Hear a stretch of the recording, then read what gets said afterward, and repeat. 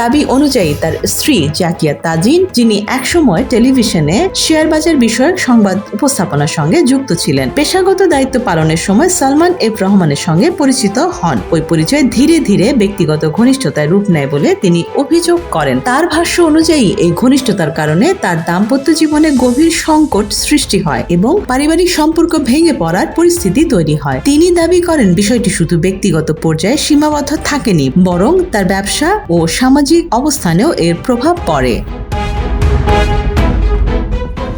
Salman F Rahman মনিরকে ডেকে নিয়ে যায় তার অফিসে এবং সেখানে তিনি বলেন যে তুমি তাজিনকে ডিভোর্স দিবা 48 ঘন্টার মধ্যে। সেই সঙ্গে 300 টাকার একটা স্ট্যাম্প দেখিয়ে বলেন তুমি এখানে সই করবে। ভুক্তভোগী এই ব্যবসায়ী বলেন ওই স্ট্যাম্পে 8টি শর্ত লেখা ছিল। তার মধ্যে ছিল আমি কখনোই আমার কোম্পানিকে নিজের বলে দাবি করতে পারবো না, আমার স্ত্রীর নামে সোশ্যাল মিডিয়া বা টিভি চ্যানেল কোথাও কোনো অভিযোগ করতে পারবো না, আমার ছেলের কাস্টডি চাইতে পারবো না। মনির বলেন তখন আমি বললাম এটা কিসের জন্য, আমার অপরাধ কি, আমরা হাজব্যান্ড ওয়াইফ, আমাদের মধ্যে যদি কোনো সমস্যা থাকে সেটা আমরা নিজেরাই সমাধান করতে পারবো, আমাদের ফ্যামিলিও আছে। তিনি বলেন না তা হবে না, সোজা পথ হচ্ছে তুমি এখন যাবা এবং তোমার স্ত্রীকে তুমি ডিভোর্সের নোটিশ পাঠাবা এবং তাকে ডিভোর্স দিবা। তিনি বলেন তাজিনকে ডিভোর্স দেওয়ার জন্য সালমান এফ রহমান আমাকে এরকম প্রেসার দেওয়ার পরও আমি যখন রাজি হলাম না তখন থেকেই বিষয়টা প্রকাশ্যে আসলো এবং আমার উপর ওপেনলি অ্যাটাক শুরু হলো। সালমান এফ রহমানের